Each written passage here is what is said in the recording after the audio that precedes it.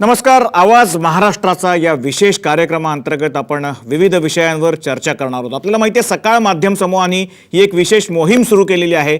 जसं आपण दर महिन्याला जनमताचा कौल घेतो आहोत, जशा निवडणुकांचे पडघम वाजायला सुरुवात झाली तसतसं या जनमताच्या कौलामध्ये सुद्धा फरक पडतोय. लोकांची मतं ठामपणे बनत चाललेली आहेत.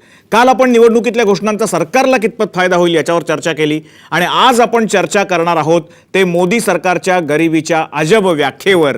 मोदींच्या गुजरात सरकारच्या गरिबीच्या व्याख्येवर काँग्रेस नेते तुटून पडलेले आहेत. दिवसाला 11 रुपये कमावणारी व्यक्ती गरीब नसल्याचा अकल्पित शोध गुजरातच्या नागरी पुरवठा विभागाने लावल्यानंतर सर्वसामान्यांमध्ये संताप आहे, तर विरोधकांनी याचं राजकीय भांडवल केलेलं आहे.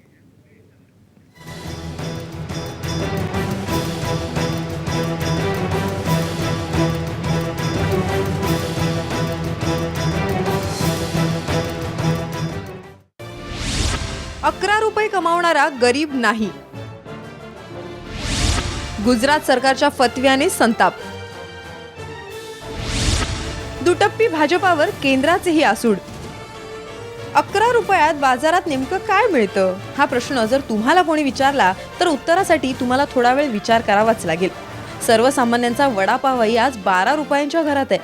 आजच्या घडीला एक वेळचं जेवण सोडा, न्याहारी करायलाही किमान 25 रुपये मोजावे लागतात.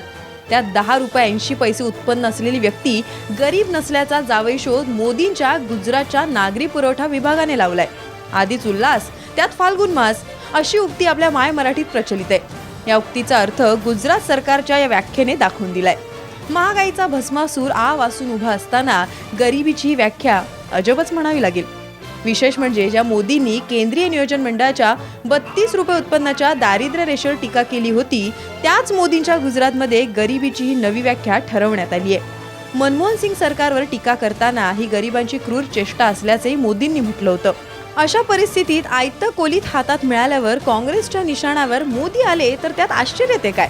काँग्रेस प्रवक्ते अजय माकन यांनी गुजरातमधल्या निर्णयावर टीकेची झोड उठवली असून मोदींनी याबाबत लोकांची माफी मागायला हवी अशी मागणी केली आहे. दुसरीकडे अन्न सुरक्षा योजना लागू करण्यासाठी त्याचप्रमाणे नियोजन मंडळाच्या आधारेच ही व्याख्या करण्यात आल्याचा दावा गुजरात सरकारने केलाय. मात्र अजय माकन यांनी ही जबाबदारी केंद्राने राज्यावर सोपवल्याचं म्हणत हा दावाही खोडून काढलाय.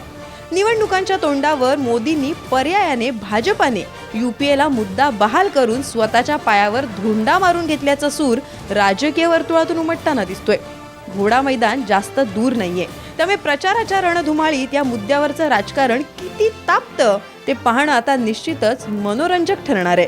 ब्युरो रिपोर्ट, साम TV.